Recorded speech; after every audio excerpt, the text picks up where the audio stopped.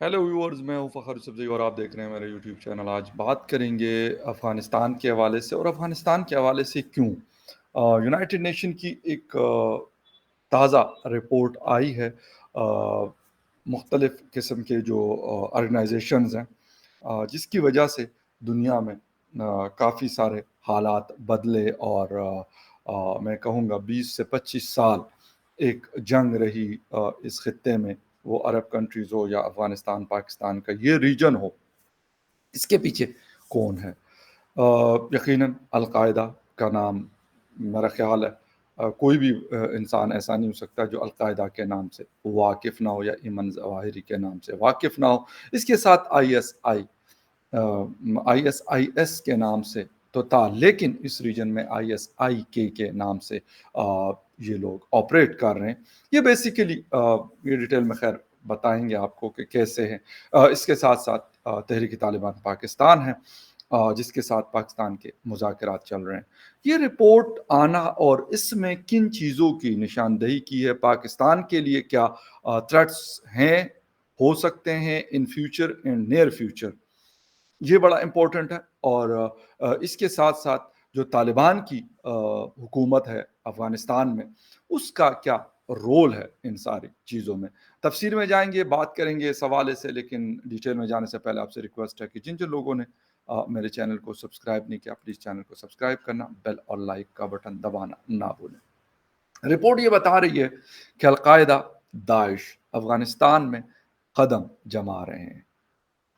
अक़वाम मुत्तहिदा की हालिया रिपोर्ट में खबरदार किया गया है कि बैनुल-अक़वामी दहशतगर्द ग्रुप्स अल-कायदा और दाइश तालिबान के ज़ेर इक़्तिदार, यानी अंडर कंट्रोल, अफ़गानिस्तान में कदम जमा रहे हैं और बैरूनी दुनिया के लिए मुमकिना तौर पर ख़तरा बन सकते हैं।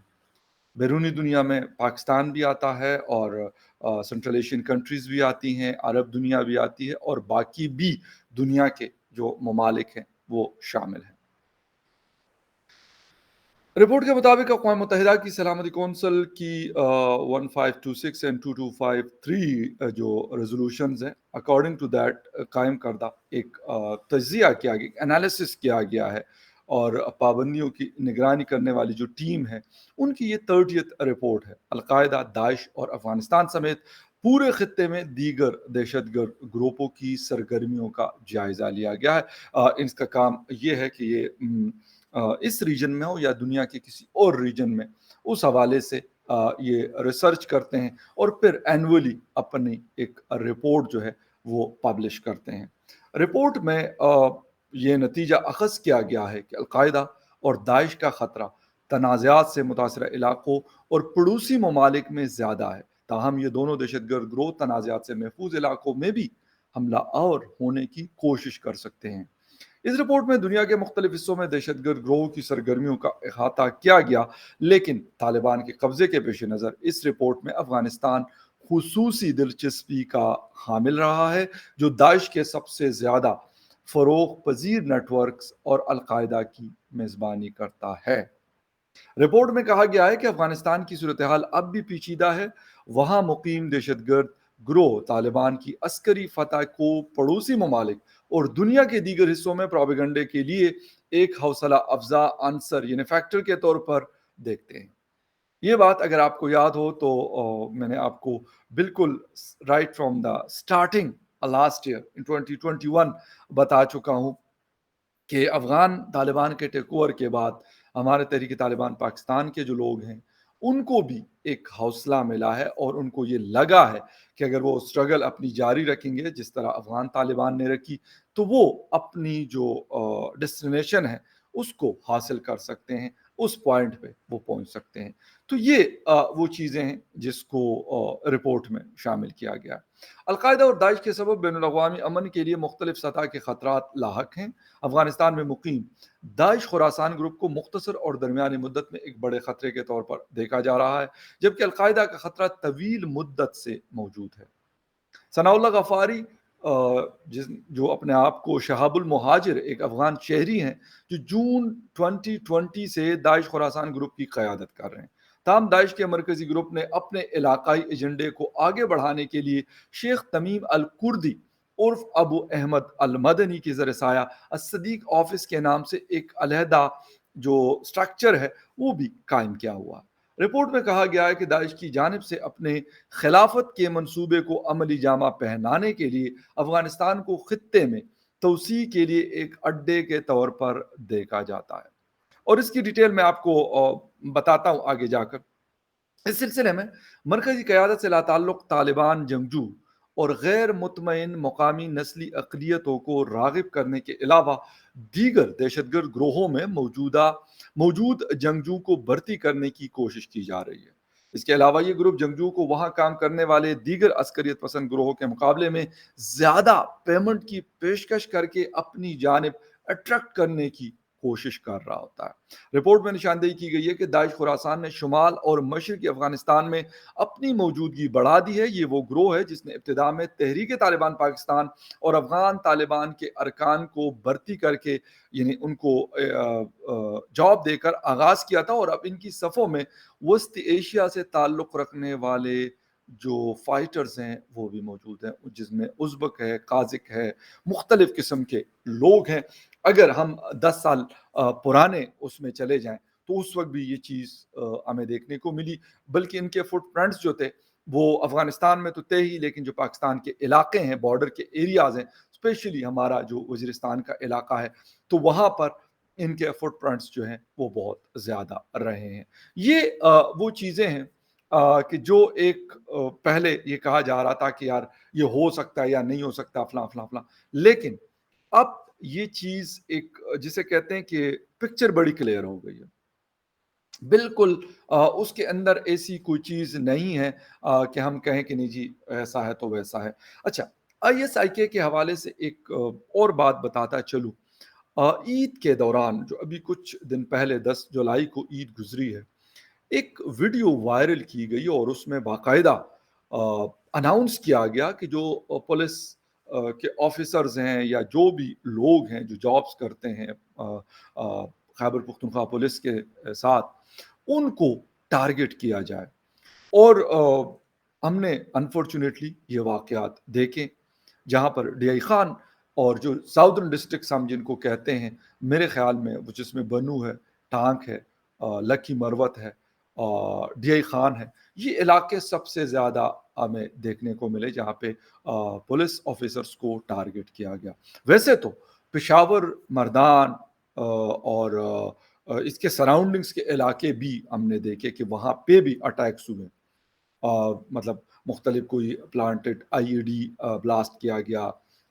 اس کے ساتھ ساتھ ٹارگٹ کلنگ کی گئی۔ یہ وہ ساری چیزیں ہیں جس کی کڑیوں کو اگر آپ جوڑنا شروع کر دیں گے تو یہ بات وہیں پہ پہنچے گی جو اس رپورٹ کے حوالے سے ہم بات کر رہے ہیں۔ اس وقت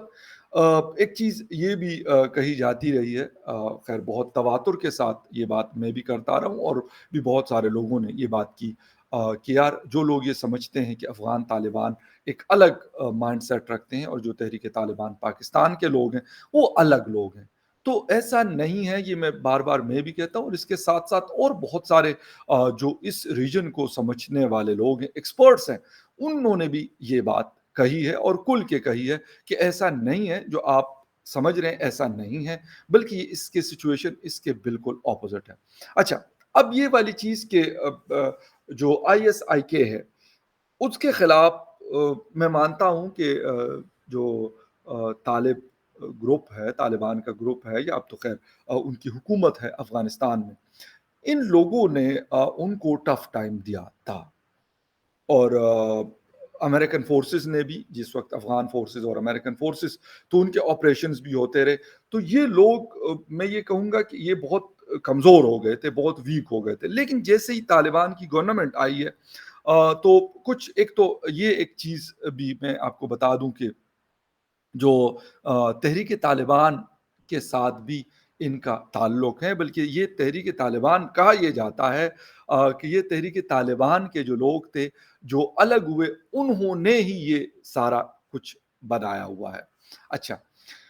اپریل میں داعش خراسان نے تاجکستان اور ازبکستان میں راکٹ فائر کرنے کا دعویٰ کیا تھا. دونوں ممالک نے ان راکٹوں کو نشانہ بننے کی تردید کی، لیکن رپورٹ میں خبردار کیا گیا ہے کہ ایسے حملوں کا خطرہ بدستور موجود ہے. ایک نامعلوم رکن ریاست کا حوالہ دیتے ہوئے رپورٹ میں مزید خبردار کیا گیا ہے کہ اگر داعش خراسان گروپ مشرق کی جانب بڑھتا ہے جہاں اس کی سرحد پاکستان سے ملتی ہے تو یہ افغانستان میں موجود عالمی خطرہ بن سکتی ہے. اس کے علاوہ القاعدہ کی جانب سے طالبان کے دور حکومت میں افغانستان میں آزادانہ قیام کا لطف اٹھایا جا رہا ہے اور اس کے کچھ سینئر ارکان وہاں کی حکومت کو مشاورتی یعنی سجیشنز بھی دیتے ہیں، اپنی سروسز ان کو دے رہے ہیں. رپورٹ میں یہ بھی کہا گیا ہے کہ القاعدہ کی قیادت مبینہ طور پر طالبان کے ساتھ مشاورتی کردار ادا کرتی ہے اور دونوں کے درمیان قریبی تعلقات پائے جاتے ہیں. اس کے علاوہ یہ اس بات کی بھی تصدیق کی گئی ہے کہ القاعدہ کے سربراہ ایمن الظواہری افغانستان میں مقیم ہے اور آزادانہ روابط رکھ رہے ہیں. ان کے زندہ ہونے کا ثبوت القاعدہ کی جانب سے جاری کردہ ویڈیو پیغامات سے ملتا ہے. رپورٹ میں یہ بھی کہا گیا ہے کہ ایمن ظواہری کی بظاہر بڑھتی ہوئی سرگرمیاں طالبان کے افغانستان پر قبضے اور ان کی انتظامیہ کے اندر القاعدہ کے اہم اتحادیوں کی طاقت کے استحکام کے لیے موافق. افغانستان کی جانب اور